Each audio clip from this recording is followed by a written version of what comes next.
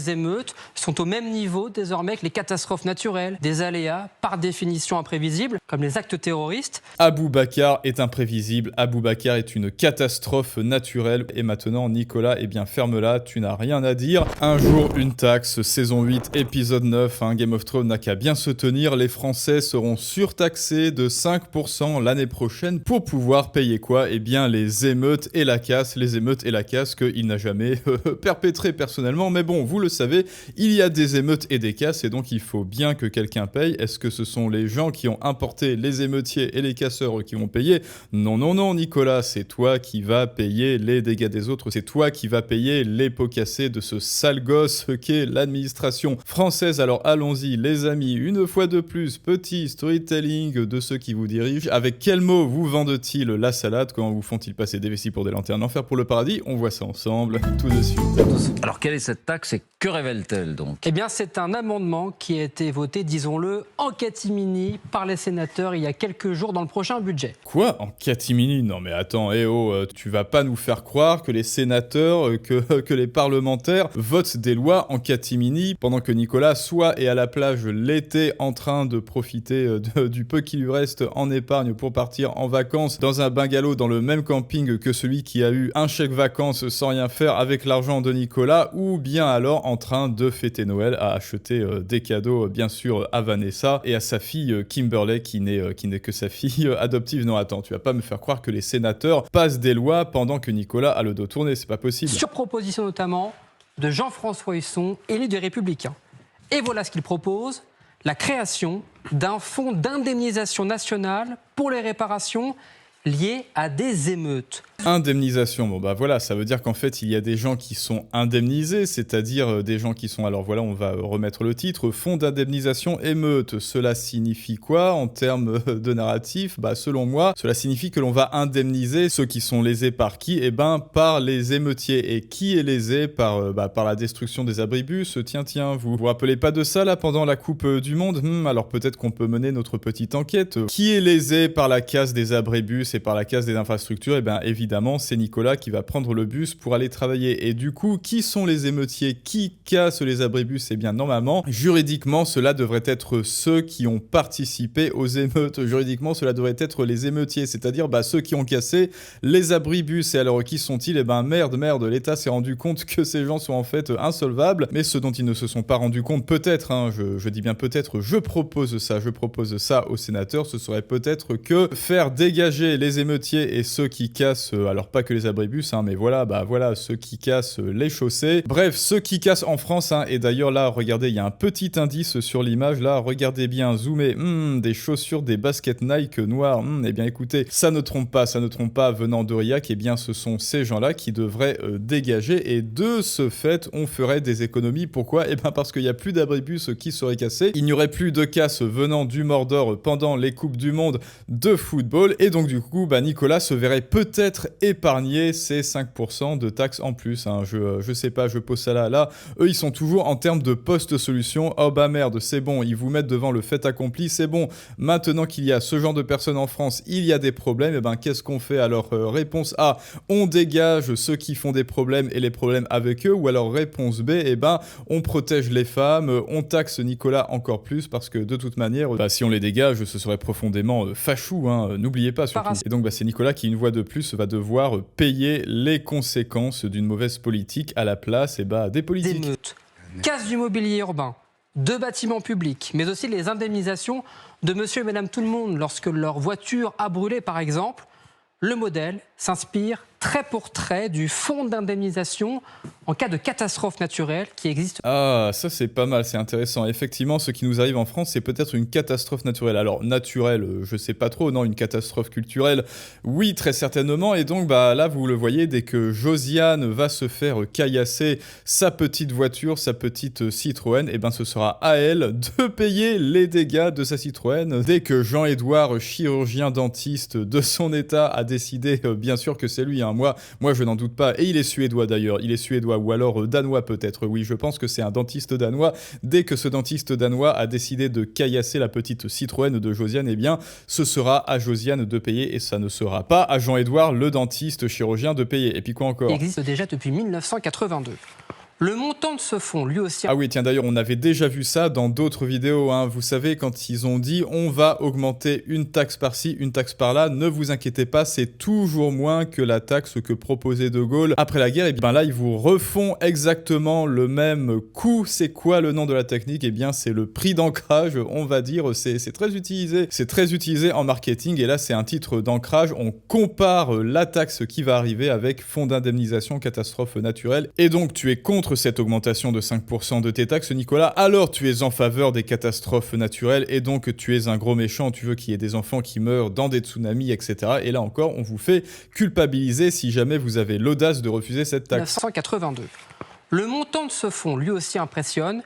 775 millions d'euros l'année prochaine, financé à la fois par l'État et les assurances. Financé par l'État et les assurances. Oui, d'accord, mais d'où viennent leur argent? Alors, quelles seront précisément ces émeutes, entre guillemets, qui seraient concernées?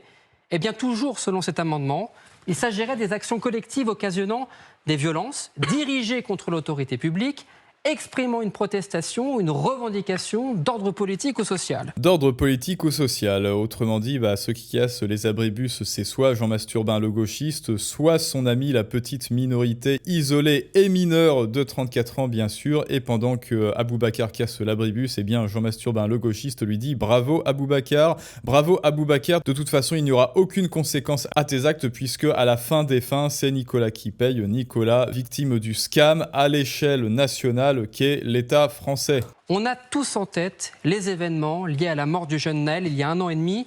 Une semaine d'affrontements et de vandalisme dans une trentaine de villes en France. Les dégâts avaient été estimés à 700 millions d'euros à l'époque. Ah, le petit ange parti trop tôt. Heureusement qu'il y a des gens qui ont caillassé des infrastructures, des abribus et qui ont incendié les gros méchants 4x4 de Josiane et de Bernard pour 700 millions d'euros. Heureusement qu'il y a des gens qui ont défendu le jeune Naël, petit ange parti trop tôt. Et merci Nicolas pour l'argent. On se souvient également des dégradations liées aux manifestations des Gilets jaunes. 256 millions également de dommages. Et bien sûr, les événements de Nouvelle-Calédonie il y a 1 an et demi aussi. Le bilan avait cette fois été estimé à plus de 1 milliard d'euros. Mais jusqu'où irait cette définition d'émeute? Certains disent que les manifestations qui avaient dégénéré aux abords des Champs-Élysées à Paris, après la victoire, vous le savez, du Paris Saint-Germain en Ligue des Champions. Ah oui, pardon, c'était pas Coupe du Monde, c'était Ligue des Champions. Bon, pardonnez-moi, je m'y connais très peu en foot. Pourrait également peut-être rentrer dans le champ de la définition. Et donc chacun d'entre nous va payer cette nouvelle surtaxe. Oui, car comme on vous l'a dit, l'amendement prévoit que tous les assurés financent au moins la moitié de ce fonds. Et alors évidemment, et comme toujours, on ne vous a pas demandé votre avis. Hein. Avez-vous signé, Nicolas, dis-moi, as-tu signé un référendum qui te dit « Bonjour Nicolas, est-ce que tu es d'accord pour mettre 5%, une fois de plus, du fruit de ton travail, enfin de la taxe d'habitation en augmentation, pour réparer les conneries de Karim et d'Aboubacar en Ligue des Champions ?» Voilà, coche soit oui, soit non. Et s'il y a plein de coches non, eh bien on ne pourra pas passer cet amendement. Merci Nicolas, bisous, bonne journée. Non, vous n'avez pas reçu le Bristol, zut, c'est dommage. Ah bah oui, je sais pourquoi, c'est parce qu'ils l'ont passé en discrétion, ils l'ont passé en secret de cet amendement, et comme ça, eh bien Nicolas, là dans le baba, une fois de plus. Et là pareil, hein, c'est la technique de l'emphase par ellipse, hein. Vous vous rappelez, justement parce qu'ils ne disent pas certaines choses, hein, ils passent sous silence certaines choses, par exemple ceux qui ont flambé des voitures, ceux qui ont brûlé des voitures pour la mort du jeune Naël, mais qui sait, ils ne vous le diront pas, et donc par ellipse, ils le disent d'autant plus,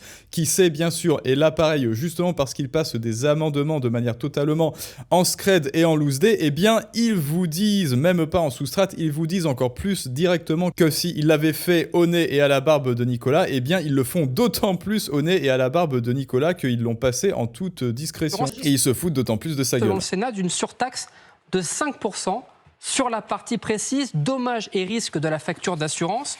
Alors sur un contrat de 200 € par an, cette partie représente souvent les 3/4, environ 150 €. Et bien avec la nouvelle règle, ce serait 7,50 € de plus par an, soit une facture totale de 207,50 €. Les entreprises seraient également concernées par cette surtaxe.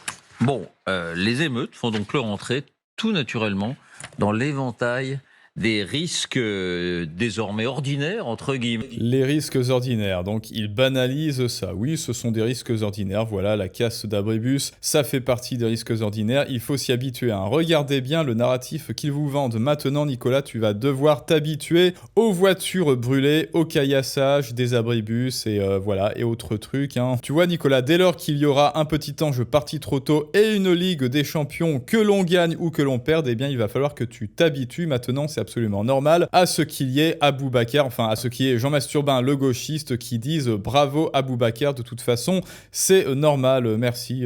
Voilà, écoutez, merci à LCI de nous normaliser ça. Merci de nous dire que c'est normal et qu'il faut s'y habituer et qu'on ne peut rien y faire et certainement pas prévenir les casses et les émeutes en faisant quoi? Eh ben, en évitant d'importer, en dégageant ceux qui créent des émeutes ou alors en les foutant en prison. Que sais-je? Dites-moi ça. Comme tout un tas d'autres risques. Oui, ça voudrait dire que les émeutes sont au même niveau désormais que les catastrophes naturelles, des aléas par définition imprévisibles, comme les actes terroristes. Aboubacar est imprévisible, Aboubacar est une catastrophe naturelle, ou devrait-on dire, comme on l'a dit, eh ben, culturelle. Et maintenant, Nicolas, eh bien, ferme-la, tu n'as rien à dire. Accepte qu'il y ait des émeutes, ce que Macron veut, Dieu le veut, et toi, tu as juste à payer ses caprices et son ingérence. Sérieusement, c'est exactement ça que l'on vous dit, hein. C'est le narratif. Maintenant, il est tout à fait naturel que les émeutiers fassent des émeutes, et c'est aux non-émeutiers de payer leur conneries à leur place. Alors moi je trouve ça parfaitement, eh bien écoutez,